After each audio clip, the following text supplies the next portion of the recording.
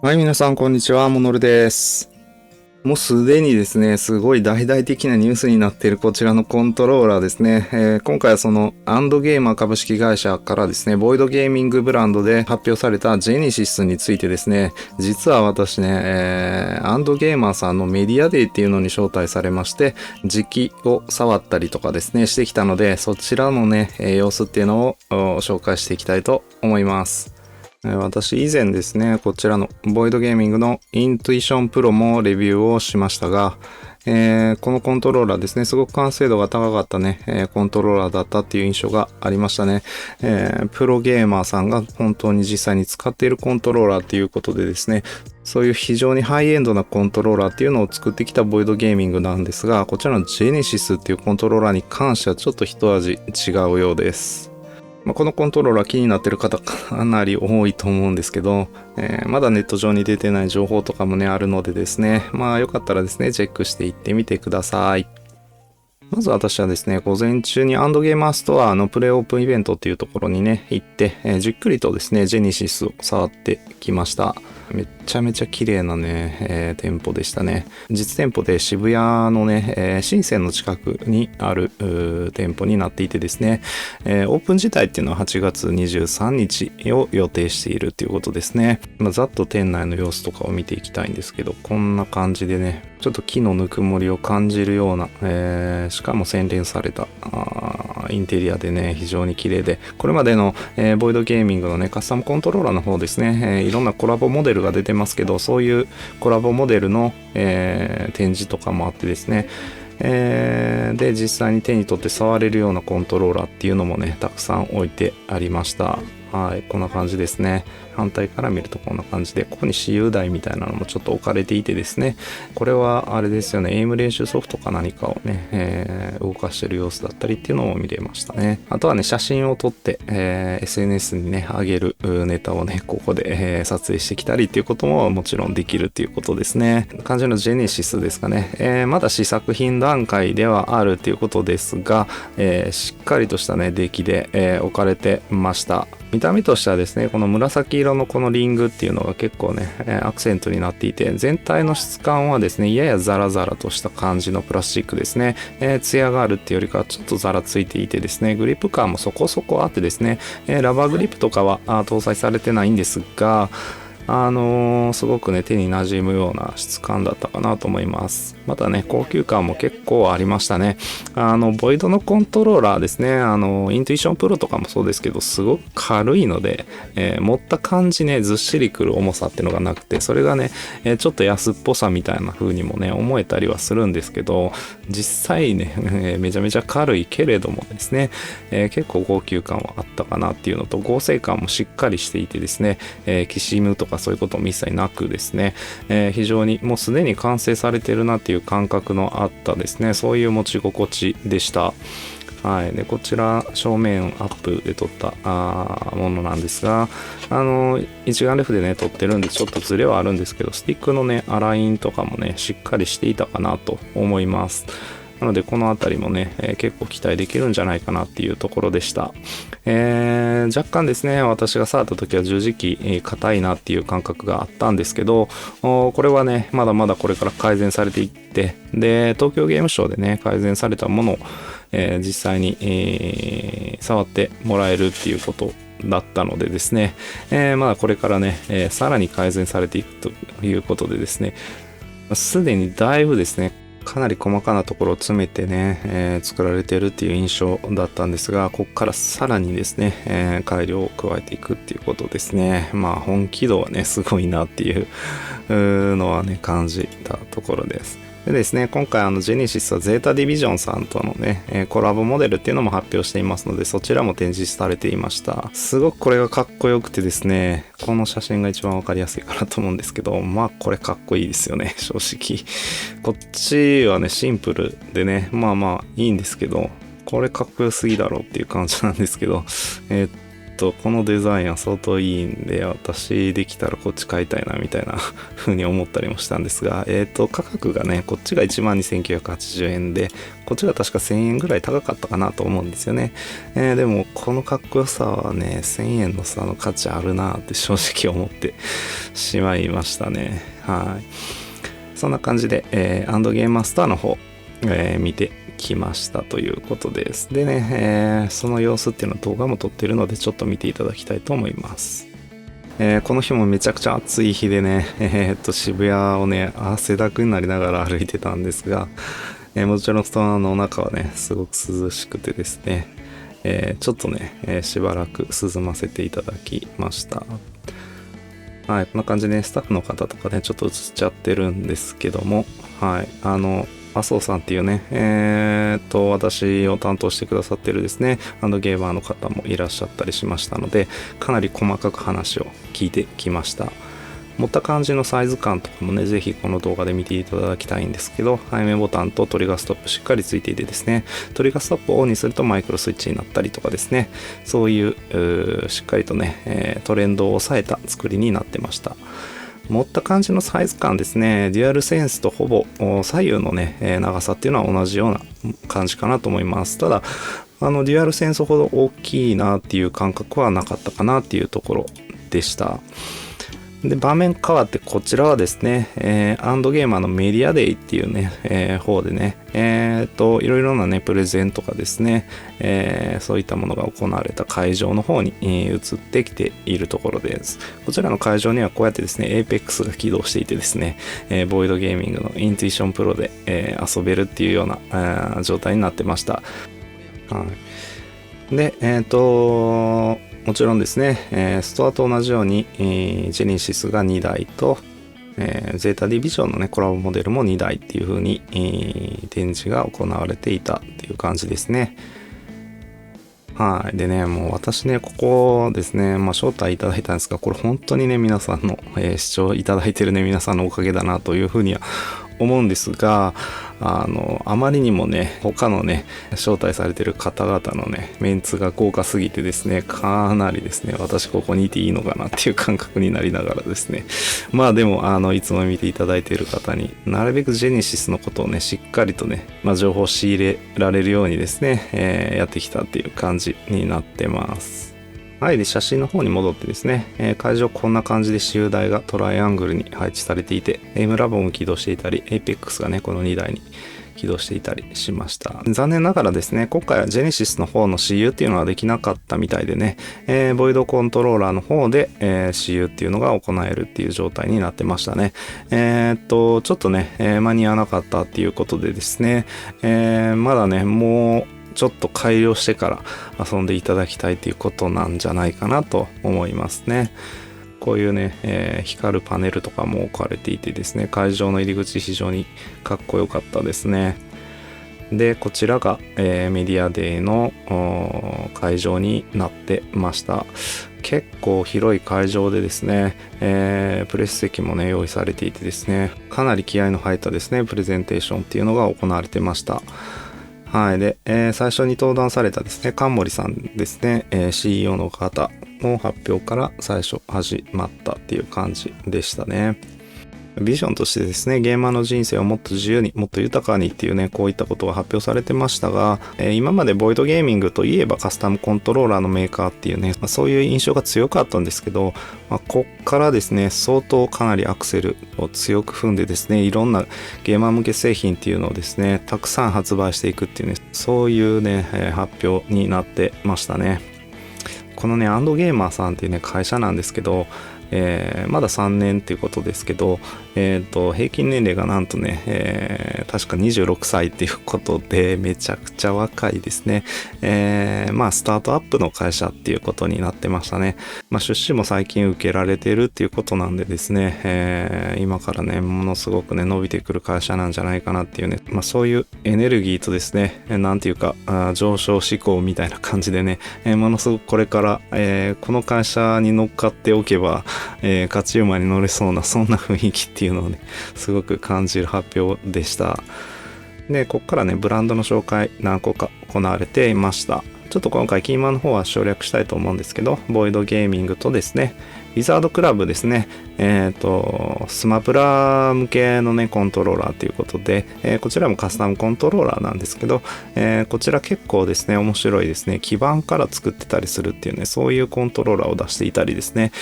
ちょっとね、注目しているところではあります。はい。で、こちらね、宮野原さんっていう方がね、発表された内容なんですが、これがね、ボイドゲーミングっていうブランドの発表になっていてですね、ジェネシスの発表っていうのがありましたね。次は、ボイドゲーミングからの発表です。ハンドゲーマーマーケティング部の宮野原です。よろしくお願いします。まずは簡単に、これまでのボイドゲーミングを振り返ります。はい。ということで、ジェネシスの位置づけっていうのを発表がありました。これが結構ですね、ポイントかなと思います。こちらでですね、イントゥイションとね、ジェネシスの違いっていうのをはっきりと発表されていました。カジュアルなプレイヤーにとって手が出しにくいという声もありました。というわけでね、実際ですね、FPS ゲームで、使い込むっていう風になると、3万円超えて4万円とかね、そのぐらいの値段がイントゥイションだったっていうことなんですが、かなりそれはね、カジュアルなゲーマーにとっては厳しい価格帯かなっていうところがありました。そこをこのジェネシスがね、カバーしようと、そういうわけなんですね。ボイドゲーミングがオリジナルで開発した新コントローラー、ジェネシスの登場です。すでに SNS を通してご覧いただいた方もいらっしゃるかと思いますが、競技の最前線で活躍するプロ選手だけでなく、カジュアルにゲームを楽しむユーザーに対しても手にしやすい製品を作るという背景からしました。はい。というわけでね、かなりイントゥイションとはね、開発のコンセプトが違うということがわかるかなと思います。まず、ジェネシスを一言で表すと、フレンドリーな最強です。本当に最強と思われた方もいるかもしれません。証明してみせましょう。もちろんですね、ボイドからね、出てくるコントローラーっていうことでですね、ジェネシスは FPS ゲームでね、使えるコントローラーっていうのは大前提かなっていうところはありますね。ポーリングレート 2000Hz っていうのはですね、ブリッツ2と同じ、ポーリングレートですから、確実にね、遅延の方もかなり、少ないんじゃないかなというふうに思います。次はアクション RPG です。モンスターハンターなどのゲームを筆頭に視点移動をしながら攻撃したりと複雑な操作が必要です。普通に最強です。はい、というわけでね、ジャイロ操作対応っていうことなんですが、スイッチ接続に対応しているっていうことなのでですね、スイッチモードにすれば PC でモンハンワイルズをやるときにですね、おそらくネイティブジャイロが使えるんじゃないかなっていうところですね。なんで、アクションゲームとかもね、かなり良さそうっていうことですね。で、このね、私ちょっと気になったのは格闘ゲームですね。確かにですね、全体的にね、格闘ゲームもすごく意識されてるんだろうなっていうふうには思いましたが、今までいろんなコントローラー見てきた中で、FPS と格ゲーをね、両方両立しているコントローラーっていうのは本当数えるほどしかないです。それができるのかっていうのは非常にですね、実機今後ね、触っていって気になるところかなっていうところですね。で、このね、F1 から F4 までのショートカットキーですね、ショートカットボタンが搭載されているっていうところなんですが、現状発表されているのはマイクミュートとか音声切り替えとかですね、こういった、プロファイル切り替えとかですかね、こういったですね、機能っていうのに対応しているということだけが発表されていてですね、まだキーボードのキー割り当てとかですね、あとはマクロとかですね、そこまではね、発表されてないので、それがね、どこまでできるのかなっていうのは一つね、今後チェックしていきたいポイントかなっていうふうに思います。日本人には馴染み深いプレイステーション配置です。はい、でこれですね、特に私がこのね、ジェネシスに注目したいなって思ってるのが、やっぱりこの PS 配置で、かつですね、ショルダーボタンですね、トップの方に追加にボタンがあって、しかもそれがしっかりと使えてですね、背面ボタンももちろんついていてですね、で、TMR スティック採用していて 2000Hz っていうね、この組み合わせっていうのは現状まだ存在しないんじゃないかなと思います。プレイステーション配置で、こういうね、追加4ボタンで、しかも遅延も少なくて、っていう今のね、トレンドにしっかり乗っているコントローラーっていうのが、ないので、このコントローラーがもしね本当にちゃんと使えるのであればですね、プレイステーション配置の、コントローラーを求めている方にはまずね一番おすすめのコントローラーっていうことになるんじゃないかなと思うんですよね。なんで、このコントローラーですね、ものすごく期待値は高いコントローラーになっているかなということですね。もちろん格ゲーとかにも使えたらね言うことはないんですけどね、そのあたりですねどこまで両立させてくるのかっていうのはねかなり有名なね今のサードパーティー製コントローラーメーカーさんでも苦労しているところなんで、ちょっとね、まだ不安はあるんですけど、そのあたり、東京ゲームショウで見たりとか実機をね発売されたらしっかりとレビューしてね見ていきたいなって思います。アンドゲーマーメディアで私参加してですね、非常にですねこのボイドゲーミングとねアンドゲーマーさん自体ねめちゃめちゃ応援したいなって気持ちにちょっとね当てられた感はあるんでそのあたりですねどこまで公平性を保ったレビューできるのかなってちょっと不安になってはいるんですけど、なるべくねそのあたりはしっかりレビューしていきたいなと思っているところです。迷うことはありません。はい、でこれも大きいですね。専用ソフトウェア対応ということで、ソフトウェアも含めてですね、このジェネシスでコントローラーで用意されるっていうことなんで、これも大きいですね。今はもうですね、ソフトとハード両方合わせて一つの製品っていう感じでですね、両方ね評価の対象になるかなっていうところで、このねソフトウェアの出来とかもね非常に気になるところですね。しっかりとねこういうところをね対応してくるっていうところもですね、このジェネシスっていうねコントローラーに対してのアンドゲーマーさんのね本気度っていうのがわかるかなと思います。でも本当にフレンドリーなのは価格。でもこれですよね。私SNS で発表されるほんの少し前にこの価格見たんですが、だいぶ驚きました。ボイドさんから出てくるコントローラーってことなんで、3万円とか4万円とかそういう価格帯なんだろうというのはねなんとなく思ってたんですが、まさかね、この価格帯で出てくるっていうのはね、今で言うとですねデュアルセンスとかとそこまでね変わらない値段なんですよね。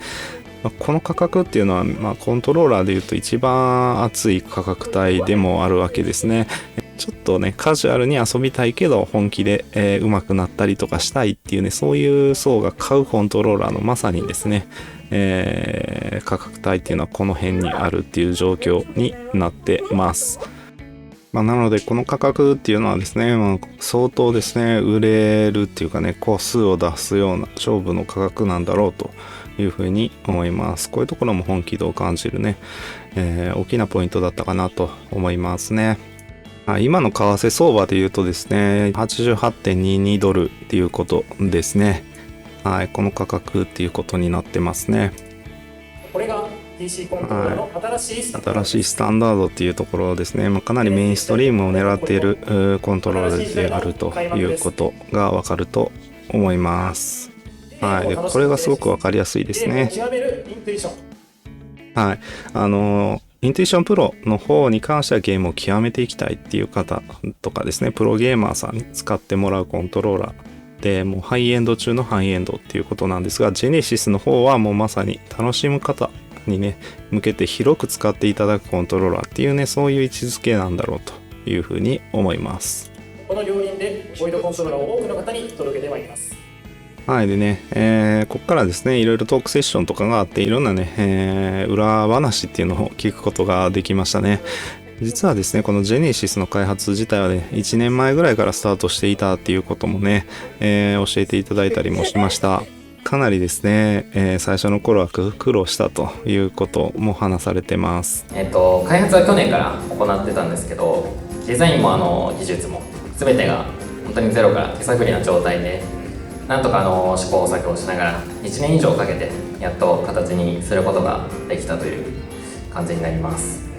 本当に初期の試作品などは全く満足にいくものにならず、製造担当者と夜までずっと話しながら現在も最終調整をしているっていう形になります。というわけですね、かなりね最初の方から苦労して、作り上げてるということですね。実際ボイドさんはねこのコントローラーが初めてね、一から作るコントローラーということもあってですね、相当ですね、開発においてはね苦労されているっていうねところがわかるかなと思いますね。こういう裏話聞いちゃうと私なんかめっちゃ応援したくなっちゃうんですけどねはい。でやっぱりですねジェネシスのスティック配列っていうところですね PS 配置には相当こだわって作ったと僕自身がいうことずっです。とプレイステーション3の時からずっと FPS ゲームをしてきたっていうこともあって、長年プレイしてきたプレイステーションの感覚を重視しました。日本国内でPS プレイステーションの普及率はすごい高いんですけど、高性能 PC 向けコントローラーってなってくるとほとんどプレステ配置がなくてっていうところで、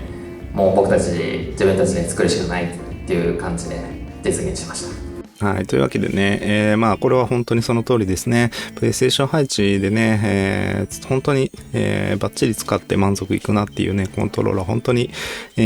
少ないというかね、あんまりないですね。サードパーティー製コントローラーでもね、なかなかないっていうところで、現状デュアルセンスやデュアルセンスエッジ一択みたいなね、そんな感じになってるんですが、これがね、それを変えてくれるんじゃないかっていうね、そういう期待感はものすごく高いですね。私も実はプレイステーションユーザーなので、本当に今おっしゃってることをものすごく、ね、できてありがたいなと思ったんですが、加瀬さんはいかがでしょう、この配列については。スティックの配置ですか。はいはい。コントローラーやっぱり20個ぐらい持ってるんですけど、急に PC 向けになった瞬間にそのスティックの配置逆のことめっちゃ多いんですよ。それだけでいやちょっと違うなみたいな、ずっとこの下に両方のスティック揃えてやるっていうスタイルでやってきたんで、やっぱ今回ちゃんと同じ配置になってて嬉しいですね。やっぱりもう体が覚えてますもんね。そうなんですよ。ちょっと上にあるだけで違和感が、はい。あと結構日本の人ってこの人差し指使ってやるじゃないですか。なんで方向キーを人差し指で押せるんですよ、こっちの配置だと。人差し指でさすがにスティックできないんで、やっぱこっちの配置の方が僕は嬉しいですね。じゃあもうしっかり加瀬さんの指手にも馴染んでくれてる感じですね。そうです。ありがとうございます。さあそしてはい、というわけで、モンハン持ちの話もね、ちょっと出てたりしましたね。で、しれっと出てますけど、河川さんとかがね、会場には、いらっしゃってですね、こうやってですね、いろんなね、セッションをね、繰り広げて、くれました。もうさすがの一言でね、めちゃくちゃトークが上手くてですね、もうすげえなーって思いながらね、拝見していたっていうね、そんな感じでした。そして石井さんにも伺っていきましょう、はい、今回のジェネシス、このボイドゲーミングとして市場に投入するにあたってどんな戦略考えていらっしゃるんでしょうか。そうですね、直近数年間でそのゲーマーの数がそもそもこう増えている中で、その中でもちょっとよりカジュアルなそのゲーマーの割合がすごい増えているなっていう印象で、特に日本だと河川さんはじめこのストリーマーの方々の人気っていうのがその外国と比べてすごい強いので、それに伴ってこうカジュアルゲーマーの数自体も多いのかなというふうに感じているので、今回のジェネシスは価格帯的には1万3000円と、その市場に多くいるカジュアルなゲーマー層っていうのを狙っているっていう形です。じゃあ本当にこのカジュアルなゲーマー層が生まれたのは河川さんのおかげって言っても過言ではないですね。はい、間違いないです。いやそんなわけないでしょ。でも本当にそうだと思います。やっぱり配信を見たりとかしてちょっと私も触ってみたいなと思ったりって方本当に日本中たくさんいらっしゃると思うので、じゃあ本当に今日ねゲストで来ていただけたのは本当バッチリぴったり河川さんでよかったなと思うんですが、ちなみにこの石井さんカジュアルゲーマー向けの市場、これどのように見てらっしゃるんでしょうか。そうですね、重要なポイントでいうとやっぱカジュアルゲーマーでもその本気でゲームをプレイしたいっていう需要も同時に増えていることかなっていうふうに思ってて、そのカジュアルとはいえこう上手くなりたいとか、あとは自分が好きなデバイスであったりとかこだわりのあるデバイスでプレイしたいっていうトレンドがすごく加速しているのかなっていうふうに感じてます。そして競合他社との差別化のポイントっていうのもちょっと気になるところなんですがいかがでしょう。そうですね、ボイドゲーミング自体がもともとその競技シーンで広く利用されているカスタムコントローラーっていうのを開発していたっていう実績と経験っていうところから、そのジェネシスでもプロレベルかつその今のグローバル市場でもそのトップレベルの機能性っていうところを実現できた点かなっていうふうに思ってます。で、先ほどお二人から言及いただいた通り、またまだマーケットにないプレイステーションユーザーなら馴染みのあるスティック配置っていう部分、あとは高いデザイン性っていうところを備えているっていうポイントが今の予約注文であったりとかで評価していただいているのかなっていうふうに考えてます。そうなんですよ、加瀬さん、もうすでに予約注文がすごいんですよね、審査今。すごいですめっちゃ嬉しそうじゃないですか。もうすでに数千万台ですかね、入っていらっしゃるという。そんなですね。大反響なんです。めっちゃ嬉しそうじゃないでもね、やはりね、加瀬さんのはいやっぱりね、PV とか流れての影響もね、ものすごくあるかと思うんですが。はい。というわけでね、動画いろいろ見ていただいたんですが、この他にもね、ちょっと気になる点っていうのが、質疑応答でね、あったりもしました。はい。関森さんと、COO の石井さんと、河川さんっていうね、この3名が、登壇されていたんですが、この関森さんがね、ボイドゲーミングを作ったきっかけっていうのがですね、海外からカスタムコンを輸入して、使ってたユーザーだったと。で、海外なので修理するのに手間がすごくかかってね、しまうので、自分で分解して試行錯誤とかしていてね、それでですね、その流れで自分がコントローラーね、そういうの使ってて、日本のユーザーの皆様にも使ってほしいと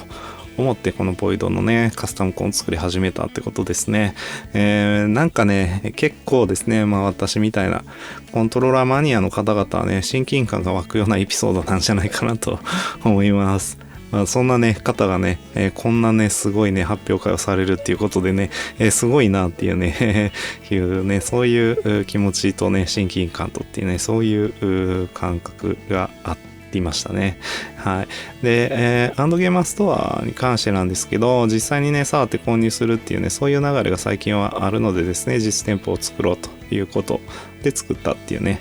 話ですね。アンドゲーマーストア、こちらですね。渋谷の深センにあります。e スポーツとゲームカルチャーが根付いている地域としてね、この渋谷をまず第1店舗目に選びましたということなんですが、今後もね、秋葉原とかね、先に名前が出てたのが秋葉原ってことなんで、もしかしたらですね、秋葉原にはね、結構早い段階でこの店舗ができるのかもしれないですね。その他にもね、名古屋、関西と随時広げていきたいと考えてますということでした。なので、ちょっとね、渋谷遠いよっていう方もね、ちょっとね、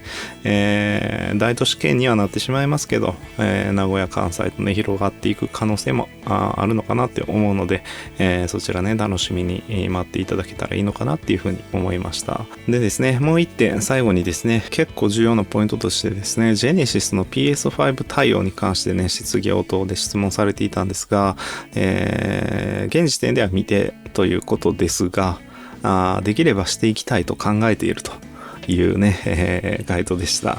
ジェネシス PS5 対応とかね、したら相当熱いなと思うのでですね、ただね、PS5 対応すると価格がね、割と上がる傾向にあるので、その辺ちょっと不安はあるんですけど、どうなんでしょう。そういうのもね、かなり楽しみかなっていうね、そういう質疑応答のセッションでした。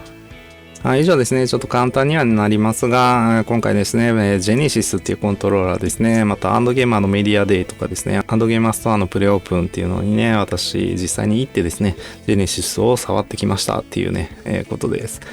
はい、それで今回ですね、アンドゲーマーさんのご好意でですね、ジェネシスをね、プレゼントするというキャンペーンを私のね、X のアカウントの方で実施しています。8月11日月曜まで。っていうことになっているのでですね、もしね、まだ応募してないよっていう方がいらっしゃったらですね、フォローしていただいてですね、リポストっていうのをね、やっていただけたらと思います。ぜひね、参加していただけたらね、嬉しいです。よろしくお願いします。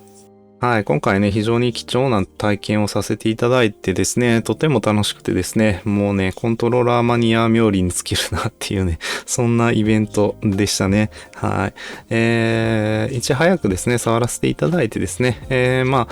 だね、現状試作品というかね、これからもっと改良していくっていうね、状態だったのでですね、私も皆さんと同じようにおそらく東京ゲームショウで触ることになるかなとは思うのでですね、そちらもね、また触ってきたらレポートしたいと思いますので、ぜひね、楽しみにお待ちくださったら嬉しいです。もちろんですね、もうこれは買うしかないってね、思ってる方はですね、概要欄に予約できるサイトのリンク貼っておきたいと思いますので、そちらもね、ぜひチェックしてみてください。はい、以上、モノルでした。今回もご視聴ありがとうございました。また次回の動画でお会いしましょう。バイバイ。